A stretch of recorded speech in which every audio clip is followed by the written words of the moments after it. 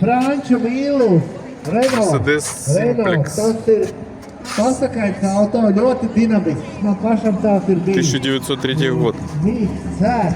Jo Franči bija tie, kas teica, ka krīze ir, viņi ir piedzīvojuši krīzi. Пирожки привезли. Viņi taisa mazas dzinējus, ar mazām durvīm, vietas maz, burtītas maz. Колеса. Вареные сливки. Подвеска. Рессоры.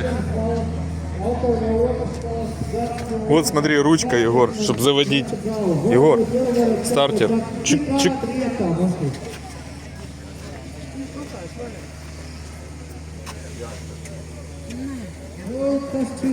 Такой вот Мерседес. Карета. Это тоже Мерседесик.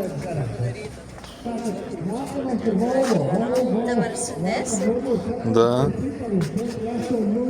Вон, смотри, внутри приборная панель какая.